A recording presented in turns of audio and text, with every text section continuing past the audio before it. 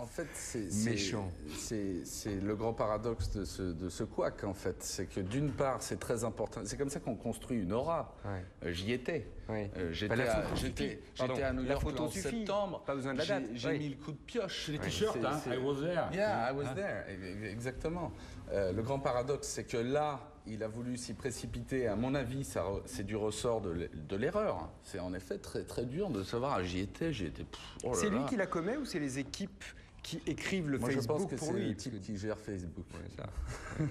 qui gère peut-être plus Facebook. Il invente pas ça, le mec qui écrit ça. Ouais. Non, mais il prend... Non, il invente pas. Il voit Fillon passer, hop, il s'en saisit. Il veut aller plus vite que la musique, il s'en saisit. Le grand paradoxe, c'est que d'une part, il s'empare... En fait, qu'est-ce qu'il fait en donnant le coup de pioche et en s'inscrivant à Berlin ce jour-là? Il fait partie de l'histoire, il devient acteur déjà à ce stade-là de sa carrière. Alors que sinon, il est spectateur. Ouais. Comme tout Regardez ce qui circule sur Internet depuis, évidemment, parce qu'on s'en moque du président de la République qui, répétons-le, était bien à Berlin. On a la photo, elle n'est pas truquée. Toutes celles-là sont truquées et c'est ce qui circule aujourd'hui sur Internet. Évidemment, il était pour la photo de Douaneau, évidemment, il était sur la Lune, le président de la République, etc. etc. Finalement, est-ce que les politiques ont tort de mettre le doigt dans cette machine qui est Internet? Est-ce qu'elle n'est pas faite pour eux, tout simplement? Bien sûr que non, ils sont bien forcés d'être dans ce média comme dans tous les autres. Et en plus, c'est le média qui leur permet un minimum d'interactivité. Mais avec la même prudence, la même crédibilité. Il faut respecter une prudence dessus. C'est un métier dangereux. Là où ça devient affreux, cette histoire, c'est dans la gestion ensuite de cette bourde par la communication élyséenne. On veut tellement dire... Ce serait tellement simple de dire, ben voilà, on ne sait plus si c'est le 9, le 10 ou le 11. Ce qui est important, c'est que très vite, tout de suite, il y est allé. Voilà, ça c'est vrai. Mais non, on essaye de dire, il a vu machin, il a vu truc. Après, les gens disent, ah, non, j'y étais pas. Voilà, c'est ce cafouillage qui est insupportable. Et on envoie le Premier ministre, quand même. Oui, on fait monter tout le monde. Mais ça, c'est là, bon, ça, c'est ce qui reste de la... C'est ce qui reste de l'esprit UDR. C'est-à-dire qu'il y a un moment donné, face à une difficulté, un truc totalement invraisemblable, plutôt que de dire, c'est 9, 10, ce que dit Pégard, 9, 10, 11, voilà. On s'en fout. En réalité, c'est pas très important. Ce qui est important, c'est que ce type, à cet âge-là, il est dans la tête, il se passe un truc à Berlin, j'ai envie d'y être. Voilà, encore une fois, il y avait ceux qui étaient, ceux qui n'étaient pas, ceux qui avaient envie d'y aller, ceux qui n'avaient pas envie d'y aller. Ça dit quelque chose sur le président, ça dit quelque chose, et je trouve que ça dit quelque chose d'éminemment respectable sur Nicolas Sarkozy, parce que c'était bien d'avoir envie d'y être. Moi j'ai connu plein de jeunes qui ce soir-là ont pris aussi leur voiture et ont voulu y aller, qu'ils soient dans cet esprit-là, nous dit quelque chose sur lui. Ce qui est pitoyable après, c'est qu'on est face à un truc, bon la date elle est évidemment pas la bonne, le 9 à 19h30, personne ne sait, pas même les Allemands de l'Est. Ça commence à peine, 18h53. 18h53, 19h. Il se demande si le truc que Chablowski, le responsable du Parti communiste allemand, a dit est vrai ou pas. Donc qu'au RPR, ils étaient au courant et qu'ils sachent comment va s'ouvrir la porte et à quelle porte, c'est évidemment absurde. Et donc, ce qui est terrible, c'est de faire monter après un régiment de militants en service commandé qui vont dire mais si. C'est juste contre-productif en fait. Voilà. C'est encore une fois, on construit une aura en mettant le coup de pioche et en montrant qu'on y était. On la déconstruit, on la fiche en l'air un petit peu, on l'écorne en se plantant dans les dates et ensuite en refusant de voir. Dommage. Voilà ce que dommage. Vous comprenez, c'est une méthode qui est c'est une méthode très française quand même, parce que des gens qui mentent. Je pense que là, il fait sans intention de mentir, sincèrement. Moi, je l'exonère de ça. C'est pas très important. Mais des gens qui mentent, ça existe. Regardez Clinton. C'est quelqu'un qui a menti pendant longtemps. Mais enfin, il n'y a pas 200 militants responsables du Parti démocrate qui disent « Je sais qu'il est impuissant ». Ça, c'est tout à fait vrai. Il n'y en a pas 200 qui vont témoigner de l'affaire Monica Lewinsky, sur l'affaire Monica Lewinsky. Oui. Vous voyez ce que je veux dire? C'est tout à fait ça. C'est plus que Sarkozy, je trouve critiquable la flagornerie de tous ceux qui se sont précipités pour dire « Oui, j'y étais aussi ». C'est dit, le Premier ministre faisait partie de cela. Très belle mise en scène de l'amitié franco-allemande, du 9 au 11. On va revenir là-dessus. Il y a une ficelle de com qu'on avait déjà trouvée chez Obama au Caire, puis évidemment bien avant chez Kennedy. C'est que pour réussir une com à l'étranger, rien de tel que la VO. Regardez. Ich bin ein Berliner. Assalamu alaikum.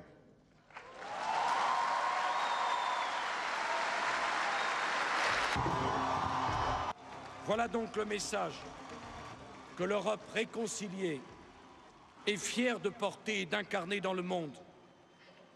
Wir sind Brüder, wir sind Berlin.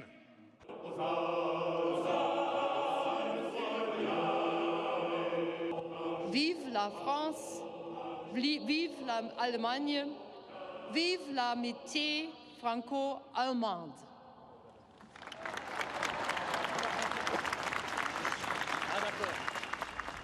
Félix, on va revenir évidemment. C'est sublime. Sur la traduction. C'est sublime. Je note d'abord Merkel qui s'est exprimée avec quand même beaucoup de difficultés là, pour dire 4 mots en français, et s'est exprimée en allemand devant la Chambre des représentants aux États-Unis il y a quelques semaines, il y a quelques jours même. Alors ce qui est quand même fantastique, c'est que ça marche toujours de faire couleur locale en termes de communication. Ça marche absolument toujours. D'ailleurs, la langue ne fait que renforcer ce point, mais c'est quelque chose qui est partagé par tout le monde. Là, en l'occurrence, on a une erreur qui est juste très mignonne. Stop, on la réécoute. Réécoutez. Wir sind Brüder, wir sind Berlin. Voilà. On a très mauvais esprit. Il voulait dire le président brother, c'est-à-dire frère, pardon, bruder. Pardonnez mon allemand, mais je suis pas président de la République. Voilà. En fait, il a bien dit nous sommes du bouillon. Voilà, le umlaut, le tréma allemand tourne un ou en u. Donc là, il a prononcé le mot bouillon et non pas frère. Il dit pas D en plus. Hein. Oui, Brüder. Mais encore une fois, très honnêtement, moi j'ai parlé à quelques amis berlinois. Ce qui relève, c'est qu'il ait dit qu'il ait essayé. Bon. Et ça n'a aucune espèce d'importance, le fait qu'il ait fait une erreur. Encore une fois, comme on en parlait, le symbole là où il est. Ouais, comme on en parlait tout à l'heure au maquillage, Kennedy a dit « je suis un baba au rhum » en disant... Un beignet ou une saucisse au curry, parce que le Berliner, c'est effectivement une saucisse au curry. Oui. C'est plus récent, mais c'est en effet à Kreuzberg, le quartier des saucisses. C'est là il aurait dû dire, pardon, Ich bin Berliner ou Ich bin Berliner. Et en l'occurrence, il dit donc « je suis Ich bin ein Berliner », ce qui est vraiment... Et c'est quand même une phrase qui est rentrée dans l'histoire. L'un et l'autre, parce que est-ce que les présidents précédents, par exemple, parce que François Mitterrand, vous avez le souvenir de l'avoir entendu s'exprimer dans une langue étrangère. Mitterrand, je crois, ne l'a jamais fait, mais le syndrome Berlitz marche beaucoup. Vous savez, le petit truc de voyage qu'on emporte pour essayer de... mi amigo. Bon, on a... ce soir, la mano et de la mano, le général de Gaulle au Mexique.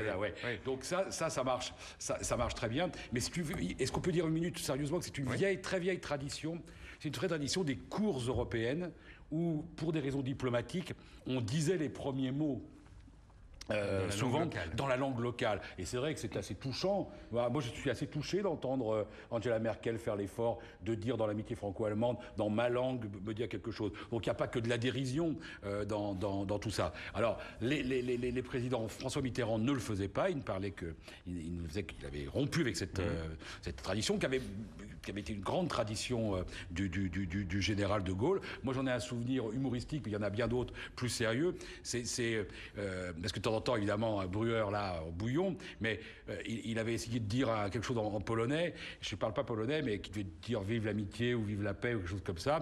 Et ça s'était terminé dans quelque chose qui disait dziękuję femme. Et dziękuję, ce qui veut dire merci en polonais. Dziękuję en polonais, et ça c'était avec dziękuję femme, qui évidemment avait fait assez sourire, on va dire, la délégation.